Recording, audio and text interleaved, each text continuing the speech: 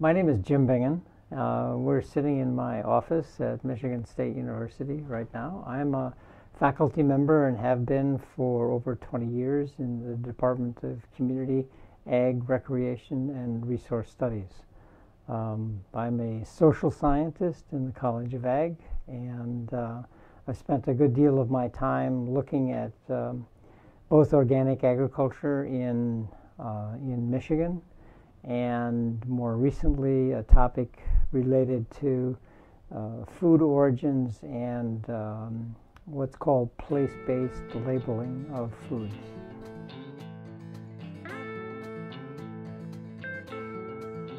A better concept to use would be place named.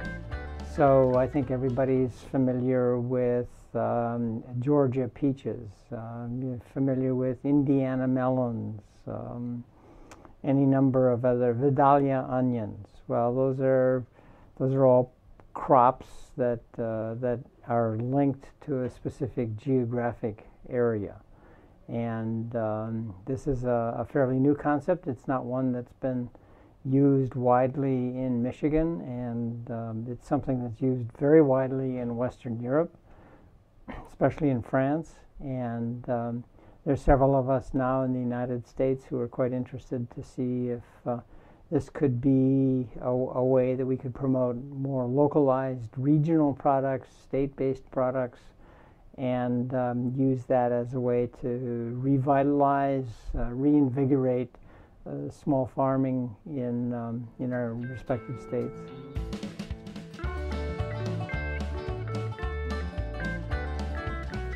It's a very direct way of getting more smaller or small-scale producers involved in the system, and provides more opportunities for them to come together, as it has primarily in Western Europe and certainly in France. They're coming together. It also provides an opportunity for more collective action on the part of small-scale producers. Right now, I think everybody's quite aware that there's sort of a resurgence of farmers markets and production that's available through those venues, but that's all still very individualized. And when we start to talk about place-based foods, I think one of the attractions is that you can link that with farmers coming together to set the standards themselves, to decide on how the product should be marketed, but more important, to set the standard for the product, so that if it's a Michigan peach, then it's going to be a certain variety of a peach. It's going to be grown in certain ways. It may be that there's even times of the year when it's grown, rather than just any time of the year. So a whole range of specifications that can be applied, but the most important part of that is not the specifications per se, but the decision by farmers themselves, growers themselves, to establish their own sets of regulations for production and marketing.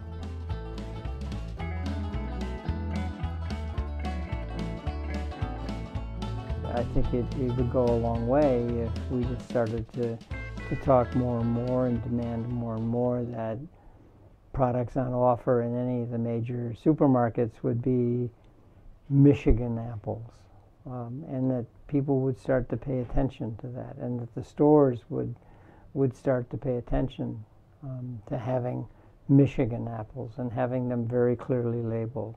And you could go down the line.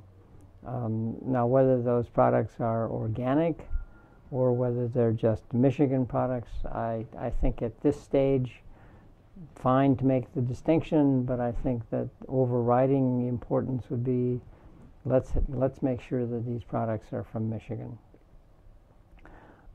There's no way that we're going to be able to supply the full demand for those products, but I think just the first step is to bring this back into people's awareness, so that people become much more I guess, conscious of looking for the Michigan fruit or the Michigan vegetable. Not easy by any means, and it takes, we got to change a little bit sort of what's grown in the state in some cases. I mean, we have a very vibrant food processing industry in this state, and that's largely because some of the varieties of crops that are grown lend themselves very easily to processing, but not to fresh, because of our climate, because of pest pressure, because of the humidity. It's just a lot easier that those crops be grown for processing purposes rather than for the fresh market. So we have certain constraints, but I don't know whether we've done. I mean, I haven't really thought very much about marketing in Michigan, so I don't know to what extent we've really gone as far as we could in promoting more Michigan products.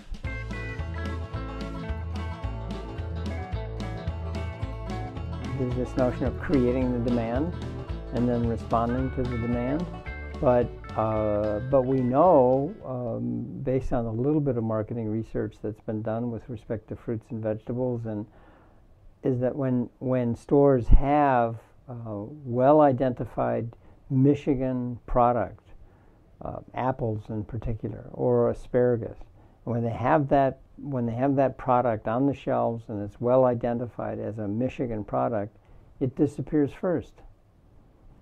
People in Michigan like to buy Michigan products.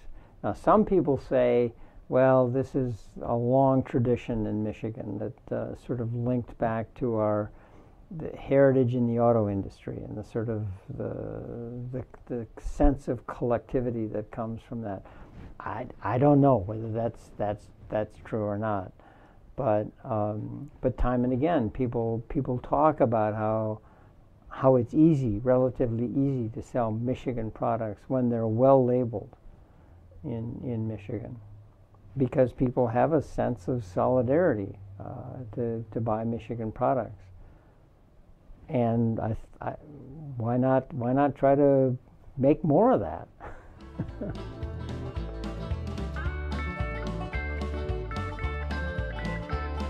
Well, asparagus is a case in point. I know that there's a variety that is particularly adapted to Michigan. I don't know that it was developed in Michigan. It's different, looks a little bit different from other varieties of asparagus. The coloring is a little bit different. I think what we knew at one time as the Michigan peach also had some very specific characteristics to it. And I think that there are other crops that probably fall into that category as well. And it's not just crops; it's sort of foods that can be regionalized and linked with specific parts of the state. Not just fresh foods, but also also prepared foods. I mean, the whole notion, the pasty, for example, everybody sort of knows the pasty, but I mean, this is a Michigan product, and then what's in it is, I mean, there are different ways of making it, and it's a very unique product to Michigan. We sort of think about it and then laugh, but at the same time, this is really what a geographic indication is all about as well. You take that product and you identify it and you specify what it is, and now you begin to not just popularize it but celebrate it for what it is.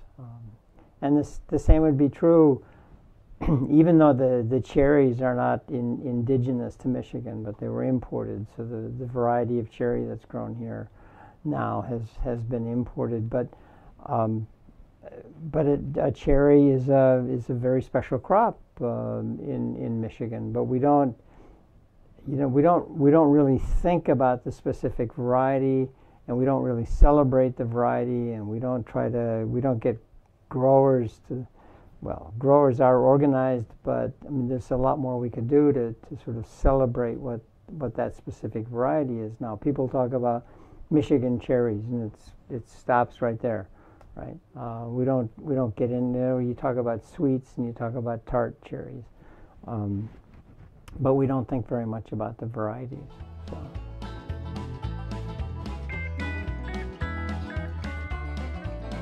The idea of place-based organics is a way to bring organics back home.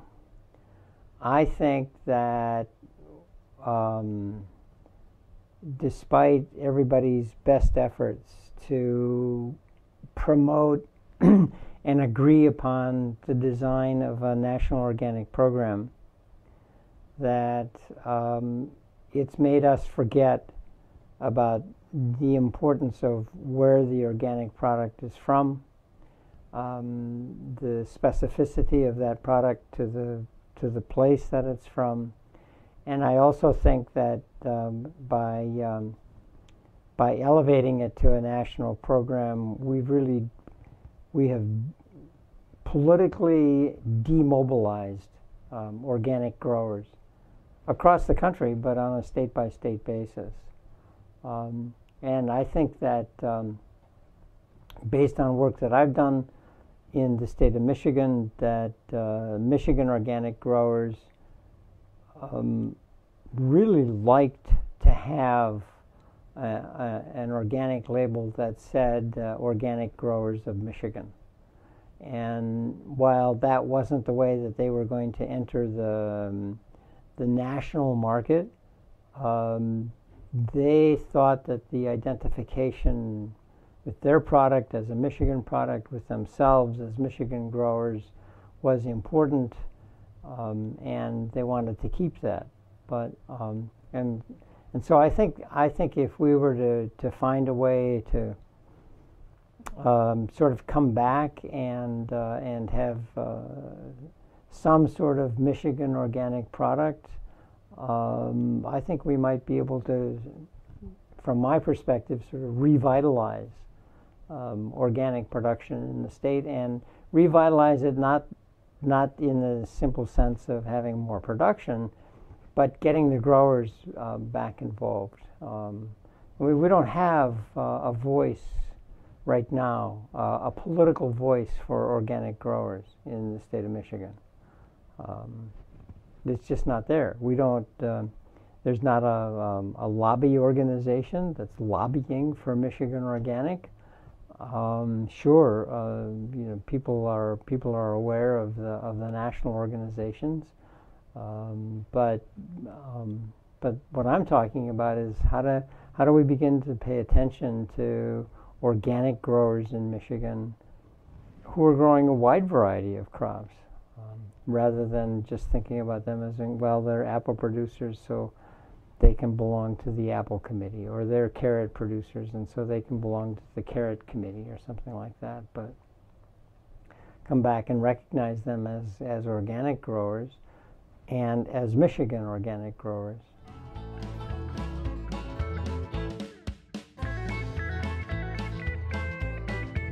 The idea was that initially that having a national organic program was going to be a way to promote organics, and that with the program you'd sort of lift all organic growers up a little bit, and there'd be a lot more attention to organic. In truth, there has been an increase in the product available in grocery stores all over the country that's organic. But I'm not so sure that the smaller organic growers in every state in the country have really benefited from that. In fact, there's a good deal of concern that maybe with the passage of the National Organic Program, the smaller growers left, and they just decided not to pursue continued certification as organic, but would then focus on the local market. Now, luckily for us, there are still people who think that it's important to have the certification so they can sell their product as organic. And so we can still, in a few stores, find Michigan organic product. Have to look hard sometimes, but the only way we can do that and know that it's organic is because they bothered to have the certification. So we've gotten ourselves in a bit of a bind here because we're not alone in this. This is the case in Western Europe as well. That without having a government recognized certification agency approval of your practices, you can't label and sell your product as organic. But there are other ways in which this product does come on the market. There are a lot of CSAs that we know are organic, but they're not certified, and they basically work with their members to identify how it is that they're organic. There's another certification scheme called, in very broad terms, a participatory guarantee system. And there again, growers work among themselves. They establish their standards. They check each other, and then they're recognized as organic, and they sell their product, but basically again to consumers directly. They can't advertise as organic. So I think we're in a bit of a bind right now. I got to figure out a way that we can promote organic without having to sort of hide behind the fact that we don't particularly appreciate government certification. But we're not alone in that regard. I mean, this is the process in Europe as well. So you have to have some official certification. So the alternative is to sort of have another sort of recognition of organic, and the notion of a participatory guarantee system is one. So.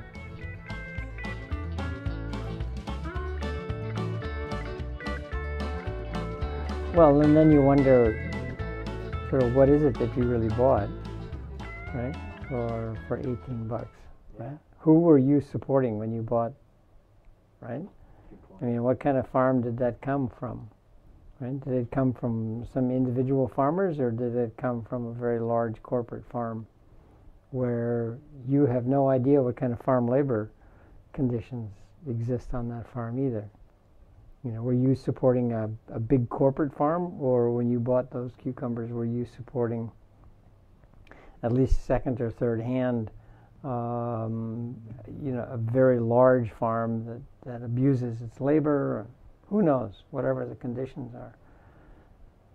But it's not organic that you understand, or that you can identify, because it's not place-based. That's not important. So the conversation, it seems to me, is to talk about place-based food, right, or place-identified or place-named food, and talk about organic at the same time. So place-named organics.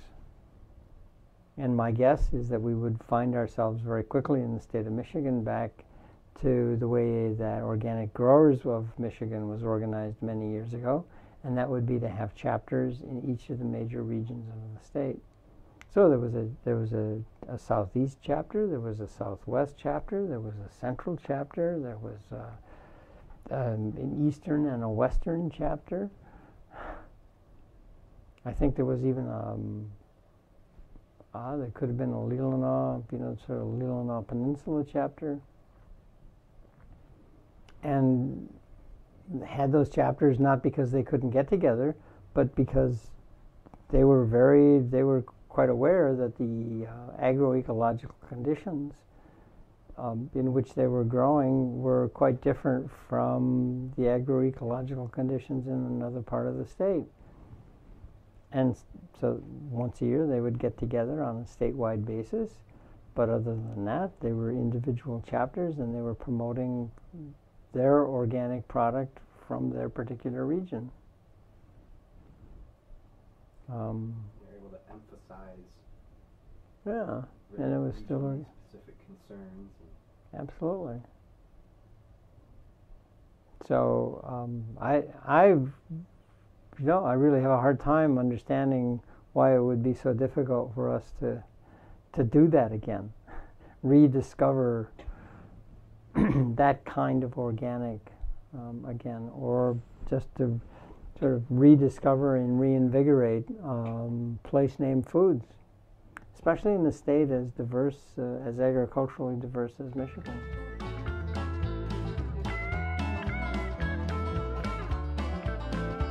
If people think organic product is overpriced, then let's do a little breakdown to find out where the money is going. How much of that, of what we pay for in those, I don't know, how much did you pay? $4 a cucumber or something like that. How much of that went to the grower? And how much of it went to a commercial, a very large scale operation, as opposed to a smaller scale grower?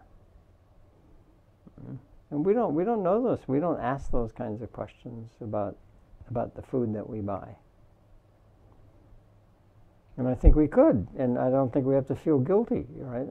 I think the biggest part of our problem in this country right now is that we start to talk about food, and a lot of people are made to feel guilty because of their choices, right?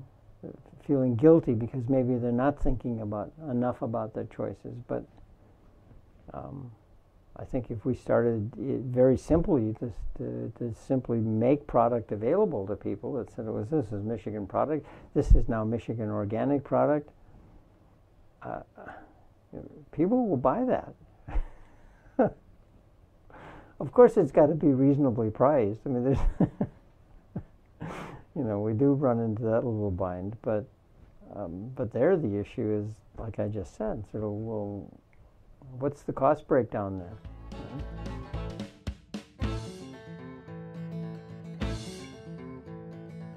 Well, I think we need.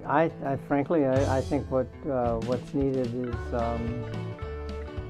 one or two real champions, and I think a recognition as well by legislators and certainly by private citizens that this is a way to promote local, regionalized development in the state of Michigan, but we don't have that, right?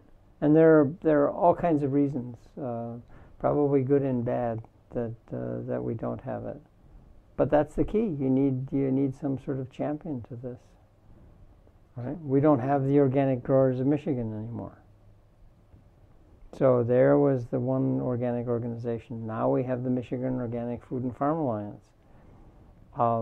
It's quite a diverse group. It's a nonprofit, so it can't lobby specifically.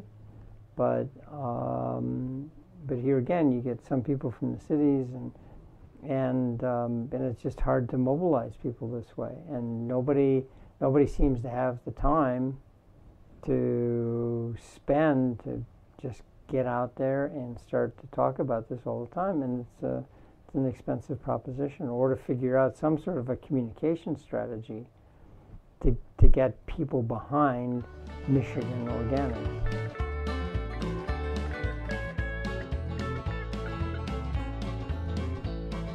I think there are going to be more and more people. I'd like to think there would be more and more people who are concerned that the food is who are concerned about knowing not only where the food comes from, but specifically how it's produced, and that organic would be important to them because they value certain principles behind organic production practices. But I don't see them as separate or competing kinds of movements. I think this can all go together, and if Yeah, I mean, I think it just stops right there. They're not competing at all. I think the important thing is to find out how to provide more opportunities for smaller farmers to make a livelihood by selling the products that they produce.